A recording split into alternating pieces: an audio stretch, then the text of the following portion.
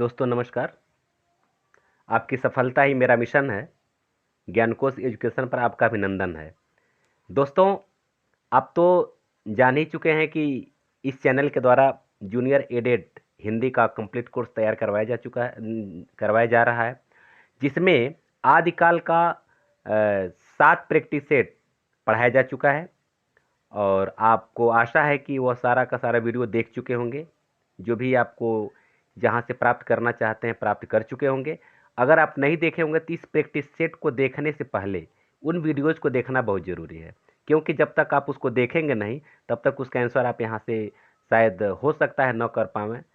मैं ये नहीं कह सकता हूँ नहीं कर पाएंगे, मतलब ये है कि थोड़ा सा वो देख लेंगे तो उससे रिलेटेड सारा क्वेश्चन आपको यहाँ से मिल जाएगा। और सबसे बड़ी बात ये कि इसी तरह के क्वेश्चन आपके जूनियर एडिट के एग्ज़ाम में आएंगे। पैटर्न वही है, प्रयास मेरा वही है, ठीक है। तो इसलिए आप चाहें तो इसी वीडियो के डिस्क्रिप्शन में 2 प्लेलिस्ट है। एक जूनियर एडेड के कंप्लीट कोर्स का और एक जूनियर एडेड मिक्स का 2 प्रैक्टिस सेट है। तो दोनों मिलाकर के करीब 20-22 वीडियो आपको वहाँ से मिल जाएंगे, अपलोड है, देख सकते हैं, ठीक है ना। आइए हम लोग शुरू करते हैं कि आदिकाल से रिलेटेड किस तरह के क्वेश्चन इस एग्जाम में पूछे जा सकते हैं। पहला क्वेश्चन है, साहित्य का इतिहास जनता की चित्तवृत्ति का इतिहास है, यह कथन किसका है। चारों विकल्प आपके सामने है, उत्तर बताइए। 10 सेकंड का समय आपको हम देंगे, आप अपना उत्तर दिमाग में सेट कर लीजिए, फिर बाद में हम बताएंगे कि इसका क्या सही उत्तर है। आप बिल्कुल सही उत्तर लगाए होंगे, आचार्य रामचंद्र शुक्ल, डी। दूसरा, इतिहास के प्रति भारतीय दृष्टिकोण किस प्रकार का रहा है। उत्तर बताइए फटाफट, कौन सही है। बिल्कुल सही आपका होगा ए, आदर्श मूलक एवं आध्यात्मवादी। तीसरा क्वेश्चन देखा जाए, हिंदी साहित्य की भूमिका के लेखक कौन है। हिंदी साहित्य की भूमिका के लेखक कौन है, तो 3 का आपका हो जाएगा बी, हजारी प्रसाद द्विवेदी। चौथा देखिए, हिंदी साहित्य के इतिहास लेखन की परंपरा का सूत्रपात किसने किया था। चारों विकल्प आपके सामने, फटाफट बताइए। तो 4 का आपका हो जाएगा सी, गारसाद तासी, ठीक है। पांचवा देखिए, आचार्य रामचंद्र शुक्ल ने इतिहास ग्रंथ का नाम बताइए। आचार्य रामचंद्र शुक्ल के इतिहास ग्रंथ का नाम बताइए, फटाफट बताइए कौन सही है। तो बिल्कुल आपने सही जाना, हिंदी साहित्य का इतिहास यानी कि ए। छठवां देखिए, हिंदी साहित्य के सर्वप्रथम इतिहास ग्रंथ का रचना काल क्या है, ठीक है ना। तो देखिए 6वें नंबर का क्वेश्चन क्या होगा, तो 6 का आपका हो जाएगा सी, 1839, ठीक है ना, 1839। 7वां देखिए, हिंदी साहित्य का इतिहास सर्वप्रथम किस भाषा में लिखा गया। सबसे पहले किस भाषा में लिखा गया, तो दोस्तों 7 का आपका हो जाएगा डी, फ्रेंच भाषा में। किसने लिखा, आप कमेंट करके बताइएगा, इसका उत्तर भी इसमें छिपा हुआ है। 8वां देखिए, आदिकाल को चारण काल किसने कहा है, ठीक है ना। तो ए बी सी और आपका यहाँ है डी, यानी मिश्र बंधु नीचे दिया हुआ है, और डॉक्टर नगेंद्र रामचंद्र शुक्ल और रामकुमार वर्मा। चलिए, तो आइए 8 का आपका सही विकल्प हो जाएगा सी, यानी कि रामकुमार वर्मा। लेकिन दोस्तों एक चीज मैं और बता दूं, चारण काल का पहला नामकरण अगर देखा जाए तो आपके जॉर्ज ग्रियर्सन ने दिए हैं, ठीक है ना। ये चारण काल और संधि काल ये दोनों एक साथ जोड़ करके रामकुमार वर्मा ने दिया है। तो अगर कहीं विकल्प में जॉर्ज ग्रियर्सन हो तो सबसे पहले आप उन्हीं को टिक करेंगे, ठीक है ना। आइए 9वां देखा जाए, डॉक्टर रामकुमार वर्मा के काल विभाजन में हिंदी साहित्य का प्रारंभ कब से माना गया है, डॉक्टर रामकुमार वर्मा के अनुसार। तो आपका 9 का हो जाएगा सही विकल्प क्या है बताइए फटाफट। 9 का बी, 750 विक्रमी। 10वां क्वेश्चन देखिए, डॉक्टर गणपति चंद्रगुप्त आधुनिक काल का प्रारंभ कब से मानते हैं। तो दोस्तों 10 का आपका हो जाएगा बी 1857। 11 देखिए, इनमें से कौन सा नाम आदिकाल के लिए नहीं दिया गया है? क्या कह रहा है? नहीं दिया गया। अब जिसे देखिए आदिकाल है, चारण काल है, सिद्ध सामंत युग और संधि काल है। तो कौन सा आदिकाल के लिए नाम नहीं दिया गया है? तो देखिए इसमें दोस्तों सही बात है कि संधि काल को वो आदिकाल के पूर्व यानी कि पूर्व आदिकाल के नाम से इसको जाना जाता है, यानी आदिकाल का नामकरण इसमें इसका नहीं दिया गया है। ये आदिकाल के पहले का समय है, यानी कि इसका सही विकल्प आपका हो जाएगा डी। 12 देखिए, राहुल सांकृत्यायन हिंदी का पहला कवि किसे मानते हैं? तो 12 का सही उत्तर क्या हो जाएगा? 12 कवि सरहपाद, या जिसको सरहपा भी बोलते हैं। 13 देखिए, सरहपाद का समय सांकृत्यायन जी के अनुसार क्या है? तो 13 का क्या सही है? सरहपाद का समय क्या है? 700 यानी 7वीं सती, 7वीं सती। 14 देखिए, हिंदी का पहला ग्रंथ कौन सा है? 14। तो दोस्तों 14 का आपका हो जाएगा, 14 का बी श्रावकाचार, ठीक है ना। 15 देखिए, अब श्रावकाचार के रचयिता कौन है आपको ये बताना है। तो आपका हो जाएगा 15 का ए देवसेन। 16 देखिए, श्रावकाचार की रचना कब हुई थी? अब आइए 16, श्रावकाचार की रचना कब हुई थी? तो 16 को हो जाएगा बी 933 ईस्वी। 17 देखिए, जगनिक द्वारा रचित वीर रस प्रधान ग्रंथ का नाम है? 17। तो दोस्तों 17 का आपका हो जाएगा सी परमाल रासो। क्या हो जाएगा? परमाल रासो। किसको कहते हैं? वीर प्रधान रस इनका जो जगनिक का है, जिसको आलखंड के नाम से भी जानते हैं। अब देखिए यहाँ नीचे आ भी गया है, आलखंड किस रचना का लोकप्रिय नाम है? क्वेश्चन आ भी गया, किस रचना का लोकप्रिय नाम है? तो दोस्तों 18 का ए हो जाएगा, परमाल रासो का लोकप्रिय नाम है। 19 देखिए, पृथ्वीराज रासो के विषय में कौन सी धारणा अधिक उपयुक्त है? कौन सी धारणा अधिक उपयुक्त है दोस्तों? तो आपका 19 का हो जाएगा, बिल्कुल उत्तर बताइए फटाफट, अर्ध प्रामाणिक, ठीक है ना। 20 देखिए, बीसल देव रासो का प्रधान रस क्या है? चारों आपके सामने, फटाफट बताइए, बीसल देव रासो। तो 20 का आपका हो जाएगा सी श्रृंगार रस। 21 देखिए, इनमें से हिंदी का प्रथम महाकाव्य किसे माना जाता है? हिंदी का प्रथम महाकाव्य, तो 21 का आपका हो जाएगा डी पृथ्वीराज रासो। किसने माना है, आप ये उत्तर हमें दीजिएगा। पृथ्वीराज रासो को किसने हिंदी का प्रथम महाकाव्य माना है? आप इसका उत्तर दीजिएगा। हालांकि वह भी इसके पहले वीडियो पढ़े हैं तो उसमें मिलेगा, मेरे जो सभी लेक्चर को अगर आप देख लें 7 तो लेक्चर, तो उसमें मिल जाएगा। आइए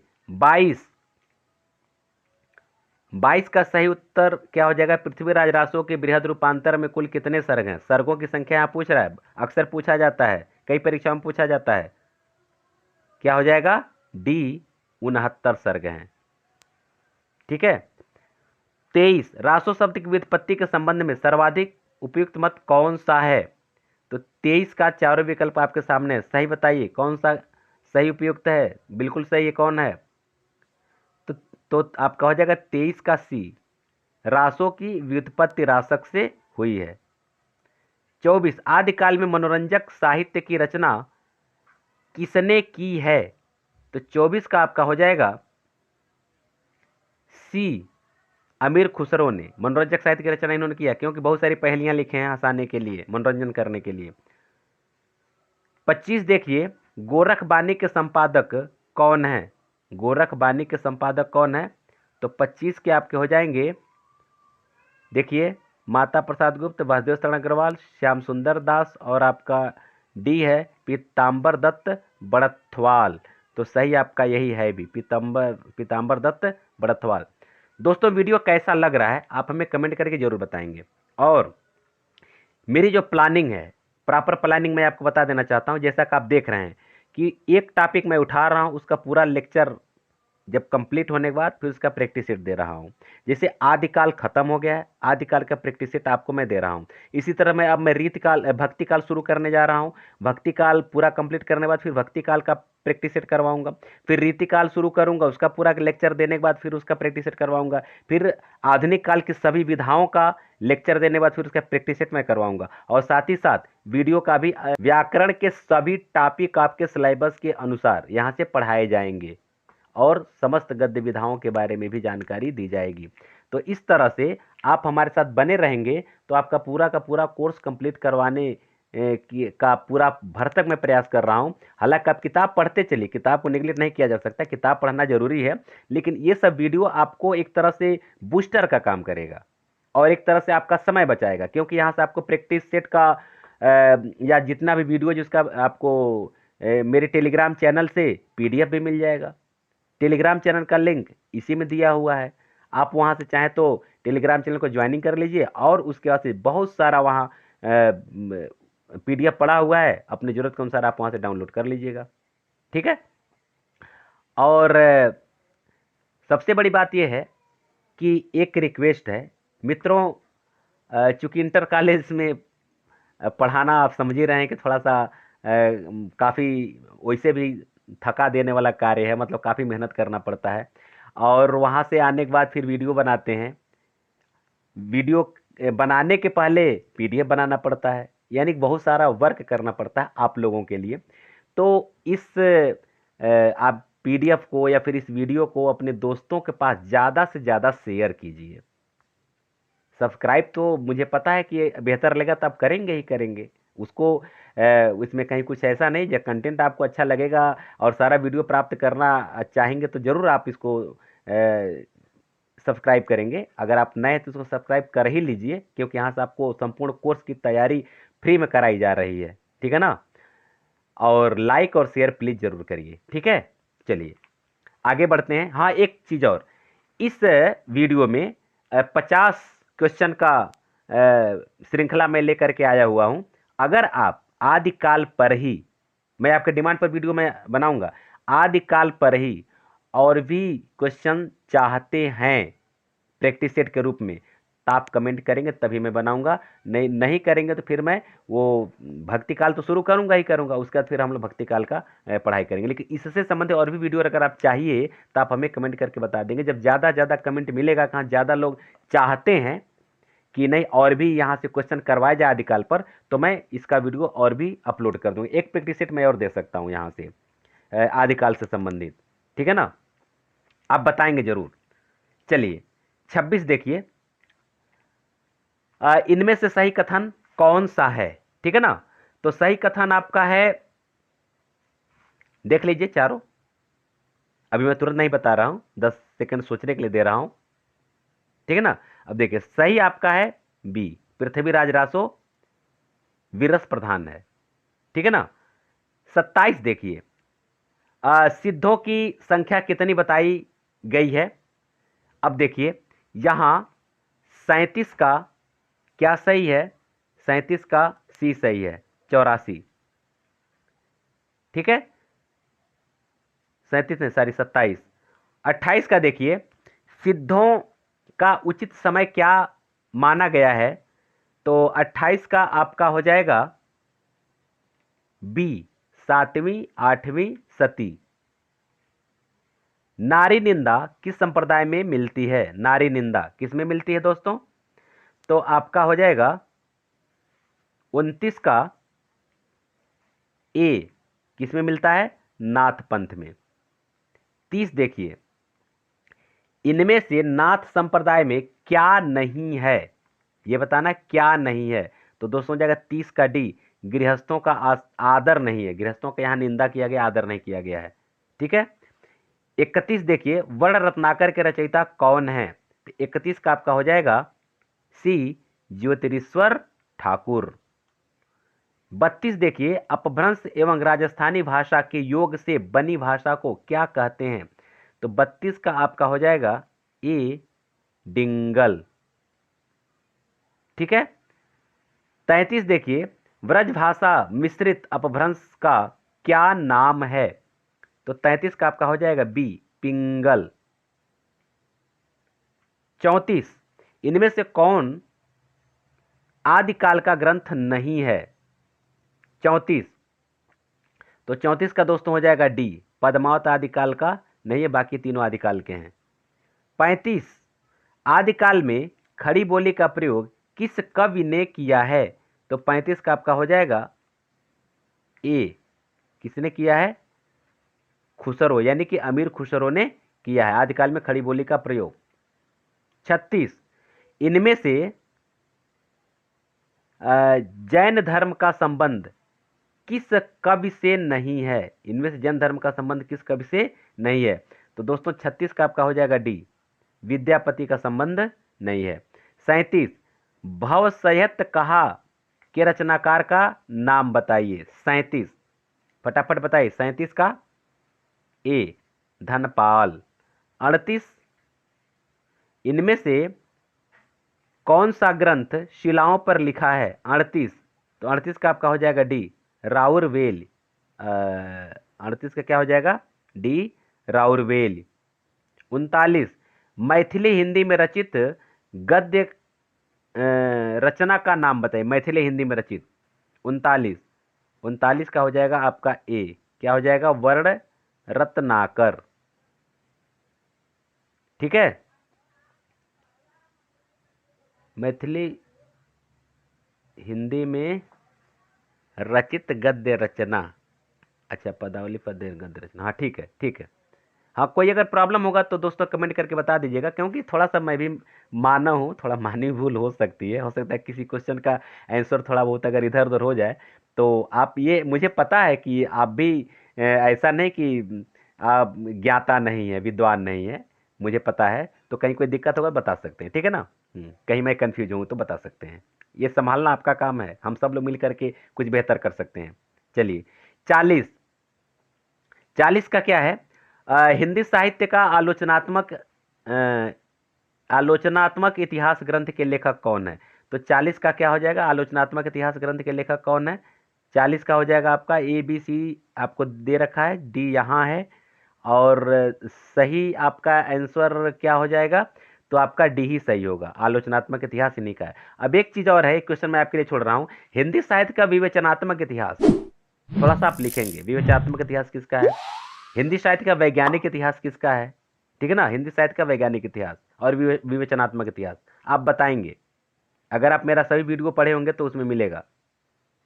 आगे देखिए, पृथ्वीराज रासो को आप किस वर्ग में रखेंगे? 41, तो 41 का आपका क्या हो जाएगा? डी, वीरगाथा काव्य में इसको रखेंगे।